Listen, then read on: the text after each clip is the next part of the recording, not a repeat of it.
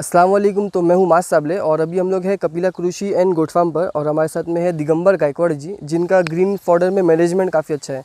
तो इस वीडियो में हम लोग यही बात करने वाले हैं कि किस तरीके से आप लोग फीड मैनेजमेंट कर सकते हो और गायकवाड़ जी हमें इन्फॉर्मेशन देंगे कि आप लोग अपने फार्म पर किस तरीके से इस तरीके की ग्रीन फीड कर सकते हैं, जिस तरीके से उन्होंने कपिला कृषि पर भी लगाया हुआ है। तो आगे की वीडियो में हम चलते हैं और बात करते हैं दिगंबर जी से। हेलो दोस्तों, गोट फार्मिंग से रिलेटेड वीडियोस देखने के लिए सब्सक्राइब करिए जम्स क्रिएशन चैनल को और हमें इंस्टाग्राम पे भी फॉलो करिए। नमस्ते दोस्तों, सलाम वालेकुम। सभी का इस वीडियो में स्वागत है। आज हम खड़े हैं कपिला कृषि गोट फार्म पे। आज का जो सब्जेक्ट है वो है चारा मैनेजमेंट।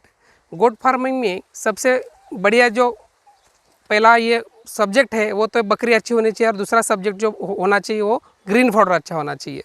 तो आज की इस वीडियो में हम लोग 2-3 चारे के बारे में बात करेंगे। कपिला कृषि और बोयर गोट फार्म में ये जो चारा लगाया उन्होंने 2-4 प्रकार का, तो उसमें हम ये पहला जो चारे में खड़े हैं ये है कृष्णा ग्रास। इसका बीज आता है दोस्तों और एक बार लगाने से ये 3 से 4 साल तक चलता है और इसकी हर महीने कटिंग होती है। हम लोग जिस भी बोयर गोट फार्म पे जाते हैं या नॉर्मल गोट फार्म पे जाते हैं तो चारे के बारे में पहला जानकारी लेते हैं कि उन्होंने कौन सा चारा लगाया है। अगर उन्होंने चारा सही तरीके से नहीं लगाया तो हम लोग उसको गाइड करते हैं, फ्री ऑफ कॉस्ट गाइड करते हैं कि चारा कैसे लगाना चाहिए और क्या क्या लगाना चाहिए बकरी के लिए। नॉर्मली गाय का अलग चारा होता है, गाय भैंस का अलग चारा होता है और बकरी का अलग चारा होता है। तो बकरी मैक्सिमम खाना जो पसंद करती है वो झाड़ पत्ती में होता है, लेकिन कुछ ग्रासेस में भी उनको खाना देना होता है। तो ये फर्स्ट नंबर पर जो है कृष्णा ग्रास का बीज आता है और इसका बीज एक बार लगाने से 3 से 5 साल चलता है, जैसे मैंने बताया। इसकी जो हाइट है नॉर्मली दोस्तों, इसकी हाइट 6 से 8 फीट तक बढ़ती है, लेकिन इस आइडियल हाइट पे भी आप कट कर सकते हैं 4-5 फीट हाइट पे। ये देख सकते हैं कैसे लगा हुआ है। टोटल ये जो एरिया है वो आधा एकड़ का एरिया है।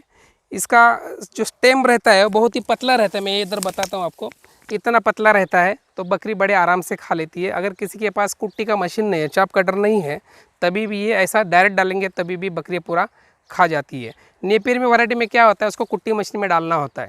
तो ये जो ग्रास है पर्टिकुलरली नेपियर के लिए सब्स्टिट्यूट है। अगर किसी के पास नेपियर की लगाने की जगह नहीं है, कम जगह है और गोट फार्मिंग कर रहे हैं तो ये चीज़ 100% लगा सकते हैं। इसका खर्चा भी कम आता है, नेपियर का खर्चा लगाने का ज़्यादा आता है, उसका स्टिक आता है। तो अकॉर्डिंग टू नेपियर ये बहुत ही अच्छा ग्रास है। इसमें भी 18 से 20% प्रोटीन है और बहुत ही चाव से खाते हैं। दूसरी बात इस चारे की मैं महत्वपूर्ण बताऊं, ये चारा जो है आप सुखा के भी रख सकते हैं। अभी बारिश के टाइम पे जब चारा ज़्यादा हो जाता है तो इसको काट के सुखा भी सकते हैं, उसका साइलेज भी बना सकते हैं और इसको ग्रीन भी खिला सकते हैं। तो दोस्तों अभी चलते हैं नेक्स्ट प्लॉट में, जहां हम अभी नेपियर वैरायटी की जानकारी लेंगे। तो अभी नेक्स्ट प्लॉट में चलते हैं।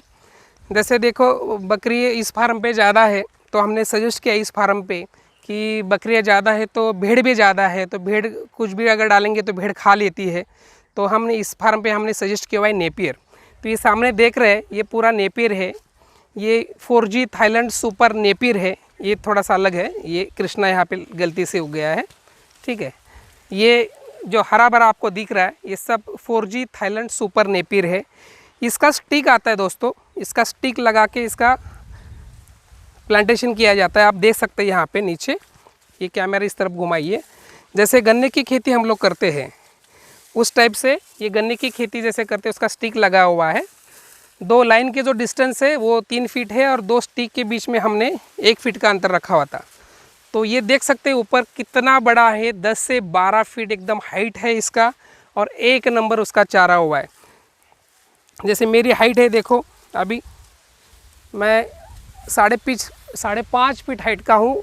ये देखिए कितना ऊपर गया है, इतना हरा भरा चारा है ये खास करके इसलिए लगाया गया है कि इसका प्रोडक्शन ज़्यादा है। भले प्रोटीन कम हो, इसमें भी 10-12% प्रोटीन है, लेकिन इसका प्रोडक्शन ह्यूज है, गन्ने जैसा प्रोडक्शन है दोस्तों। और हर 2 महीने में इसकी कटाई आती है। जैसे गन्ना 1 एकड़ में समझो 40, 50, 70, 80 टन निकलता है, तो ये भी कम से कम 30-35 टन हर कटिंग में निकलता है। जैसे गन्ना इस साल में 1 बार आता है कटिंग के लिए, लेकिन ये हर 2 महीने में आएगा, साल का 5-6 कटिंग मिल जाएगा, तो 200 टन इसका प्रोडक्शन है। ये ओरिजिनल है 4G थाईलैंड सुपर नेपियर। इसकी स्टिक देख सकते हैं, सब हरा हरा है स्टिक और इसको कुछ काटे नहीं है। नॉर्मली सभी प्रकार के नेपियर में काटे होते, लेकिन इसको कुछ भी काटे नहीं है और पूरा हरा भरा दिखता है। तो सभी प्रकार के नेपियर में काटे होते, लेकिन ये 4G थाईलैंड सुपर नेपियर जो है उसमें काटा नहीं है। जो पुराने टाइम पे जो आते थे CO4 DHN 10 वगैरह वो नेपियर में रहता था, लेकिन ये इंपोर्ट वैरायटी है, इसमें कांटे नहीं है। आप दोबारा एक बार देख सकते हैं किस तरीके से एक नंबर से काटा हुआ है, कुछ काट के रखा भी हुआ है। इसको जो काटना है दोस्तों, ये नीचे ग्राउंड लेवल से काटना है।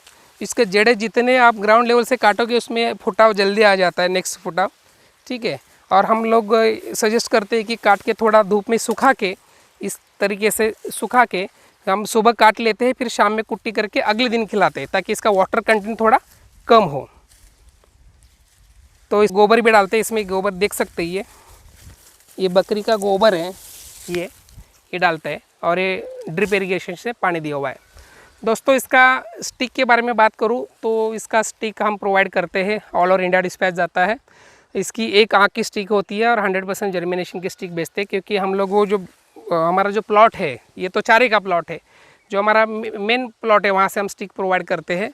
और 1 एकड़ के लिए 10,000 स्टिक्स लगता है। किसी भी भाई के मन में उत्पन्न हुआ रहेगा एक प्रश्न कि ये स्टिक कितना लगता है, क्या लगता है। तो जैसे 3.5 फीट की नाली बनाया और 1 फीट पे एक लगाया, तो इसका 10 से 12,000 स्टिक लगता है। दोस्तों अभी चलते अगले वीडियो में। अभी चारे के इसमें अभी ये 2 प्रकार का चारा यहाँ पे है। अभी और एक नेपियर है ताइवान जॉइंट किंग करके, उस प्लॉट में जाते हैं। Thank you. दोस्तों अभी हम जिस प्लॉट में खड़े हैं ये है ताइवान जॉइंट किंग। दिखने में आपका जो पिछला वाला पार्ट था, जो पिछला वाला 4G नेपियर का वीडियो था, प्लॉट था, उसका ही जैसा दिखेगा, लेकिन ये नहीं है। लेकिन इसका जो आता है, इसका थोड़ा सा ज़्यादा स्टिक आता है। ताइवान जॉइंट किंग बोलते हैं इसको। इसका सेम 4G नेपियर जैसा है, हाइट भी 10-12 फीट आ जाती है। लेकिन प्रोडक्शन में अगर वो 30 टन निकलता है 1 एकड़ का 2 महीने के कटाई में, तो ये 35 टन तक निकलेगा। तो 5 टन इसका ज़्यादा प्रोडक्शन है, क्योंकि इसका स्टिक ज़्यादा है इसलिए। ये अभी थोड़ा सा पानी कम है इसको, इसलिए आपको थोड़ा सा दिखा रहेगा ऐसा, थोड़ा थोड़ा सूखे सूखे पत्ते, नहीं तो बहुत ही हरा भरा ग्रीन है प्लॉट। आप देख सकते हैं इसका भी जो है लगाने का सिस्टम सेम है 4G नेपियर जैसा। 3.5 फीट की नाली बना के 1 फीट पे कट करने का, 1 फीट पे 1 स्टिक लगाने का, ठीक है। तो ये प्रोडक्शन ज़्यादा आता है, इसका प्रोटीन लेवल भी उतना ही है, 10 से 12%, 12-13%। तो ये भी हम लोग भेड़ के लिए लगाया है, जो 400-500 भेड़ इधर है, तो उनके लिए चारा पेट भर के चाहिए, इसलिए ये भी हमने लगाया हुआ है। अभी अगला प्लॉट में चलते हैं, वो 6 एकड़ का है सुबोल का प्लॉट, उस प्लॉट में चलते हैं। तो इस फार्म का अभी ये लास्ट वाला प्लॉट है। इस फार्म पे ये लास्ट वाला प्लॉट है, और जहाँ हम खड़े हैं ये है बिल्डर सुबोल। ये सुबोल का पूरा 6 एकड़ का प्लॉट है। और कैसे लगा है देख सकते हैं आप। इस एरिया में इस तरफ कैमरा घुमा के देखिएगा, ठीक है। ये लगाने का जो सिस्टम है, इसका बीज आता है, और ये सुबोल जहाँ बकरी फार्म हो रहा है वहाँ पे ये 100% लगाया जाता है। इसका जो पत्ती है बहुत ही बकरी चाव से खाती है, और वो बकरी को पसंद भी है। ये कम पानी में भी चलता है, ज़्यादा पानी में भी चलता है। जहाँ पे सूखा है आप उसको बारिश के टाइम पे लगाओ, 1 साल भर उसका केयर करो, पूरा लाइफ टाइम आपको ये फॉडर देगा। ये जो मैं खड़ा हूँ, ये नाली का जो डिस्टेंस है अभी आप देख सकते हैं कि ये 4 फीट है, ठीक है। और वो एक लाइन छोड़ने के बाद फिर वो डिस्टेंस जो है ये साइड में देख सकते हैं ये 3 फीट है। और उस बाजू में ना 5 फीट से 6 फीट जगह रखी हो, क्योंकि वहाँ पे आने जाने के लिए जगह रखा हुआ है। इस टाइप से इसका प्लांटेशन किया है। ये भी एक बार लगाने से ये चारा 25 साल, 26 साल, 30 साल तक इसको आपको चारा का प्रोडक्शन मिल जाएगा। इसकी भी कटाई जो है हर महीने में इसकी कटाई आ जाती है। आप देख सकते हैं ये जो पत्ता है ना, ये पत्ता बहुत ही बकरी बड़े चाव से खाती है, और ये 100% कंज्यूम करती है। बकरी फार्म में क्या क्या होना चाहिए, क्या क्या नहीं होना चाहिए, ये डिपेंड करता है कि कितना बकरी पालने जा रहे हैं हम लोग, क्या क्या खिलाना चाहिए, क्या नहीं खिलाना चाहिए, वो सब मैनेजमेंट हम गोट फार्मिंग में देते हैं। खास करके इसको हम लोग ग्रीन फॉडर मैनेजमेंट बोलते हैं। हमारा एक सिस्टम है 0 बजट फार्मिंग। जिस फार्म पे भी ये बकरियाँ पाली जा रही है वहाँ पे चारा बाहर से लाने की कोई ज़रूरत नहीं है। हम अपना जो चारा है खुद प्रोड्यूस कर सकते हैं, तो उसको बोलते हैं 0 बजट फार्मिंग। अगर बकरी फार्मिंग में आप खास करके स्टॉल फीडिंग में अगर किसी चारा आप बाहर से ला रहे हैं और बकरी को खिला रहे हैं, तो उसका जो पैसा लगने वाला है वो आपके प्रॉफिट में से जाने वाला है। तो हमारा इंटेंशन यही रहता है जो भी फार्म कर रहा है वो खुद का चारा प्रोड्यूस करे और खुद खिलाए। नॉर्मली ये भी देखा गया है कि जो बकरियां भी बहुत अच्छी ब्रीड की आती है, बहुत अच्छी नस्ल की आती है, बहुत अच्छा बकरियां बाहर से परचेस करके लाते हैं लोग, लेकिन चारा मैनेजमेंट में गलती कर बैठते हैं। बकरी के लिए क्या चाहिए, बकरी के लिए हर एक नमूने का चारा चाहिए। नॉर्मली बकरी जो ट्रेडिशनल फार्मर थे, जो फार्मर शिपर फैमिली से थे, वो क्या करते थे, बकरी को घुमाते थे और वो बकरी क्या करती थी, जो जिसको मन पसंद आया वो चारा वो पेड़ का पत्ती खा लेती है। लेकिन अभी स्टॉल फीडिंग में क्या हुआ है कि एक ही चारा टाइप का हम लोग देते हैं, तो एक ही प्रकार का न्यूट्रिशन मिनरल्स उसको मिल रहा है।